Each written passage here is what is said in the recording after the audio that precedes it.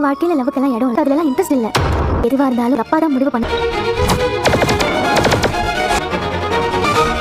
அந்த புள்ள ரெடியாகி ரூம்ல உட்கார்ந்து வெயிட் பண்ணிட்டு இருக்கு. ஹாய் ஃப்ரெண்ட்ஸ், பாண்டியன் ஸ்டோரில் ஒரு சீனை சொல்ல மறந்துட்டேன், அதனால தான் இப்போ எடுத்து போடுறேன்.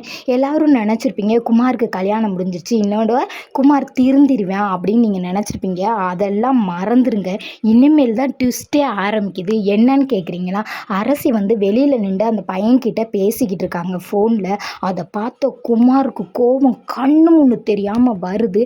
அங்கே இருந்த பீர் பாட்டிலை எடுத்து வாயை வச்சு அப்படியே மடக்கு மடக்கு மடக்கு மடக்குன்னு குடிக்கிறான். குடிச்சிட்டு பாட்டில் கீழே வச்சோன்னே பழனிவேல் வராரு. என்னடா செய்கிற, அந்த பொண்ணை ரெடி பண்ணி வச்சிருக்கடா, நீ என்னடா இங்கே நிற்கிற அப்படின்னு சொல்லி கேட்குறாரு.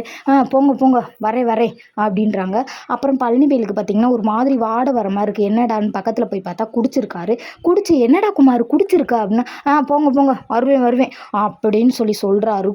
இது அரசியை பார்த்து டென்ஷன் ஆகுறாரு. சும்மாவே மயிலோட அம்மாவுக்கு சோவியை கட்டியே விட வேணாம், ஆடுன்னு ஆடும். இனிமேல் பார்த்தீங்கன்னா இனி மயில் அம்மா அங்கேருந்து இங்கே வந்து டான்ஸு பயங்கரமாக ஆட போகுது. நான் குமார் நினச்சாரு நம்ம இனிமேல் கல்யாணம் முடிஞ்சோடனே சந்தோஷமாக இருப்போம்னு நினச்சாரு. ஆனால் அந்த பிள்ளை வாழ்க்கையும் கெடுத்து அவர் வாழ்க்கையும் கெடுத்து அடுத்து அரசியை நிம்மதியாக விடுவாரான்னு தெரியலை. கடைசியில் பார்த்தா அரசி நிம்மதியாக இருக்க போகிறாங்க இன்னொருத்தவங்களை கட்டிட்டு. குமார் தான் சீரழிய போகிறான்னு நான் நினைக்கிறேன்.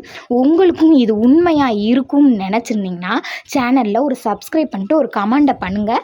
இல்லை இது சரியில்லை அப்படின்னு உங்களுக்கு தோணுச்சுன்னா அதுக்கும் ஒரு கமெண்டை பண்ணுங்கள்.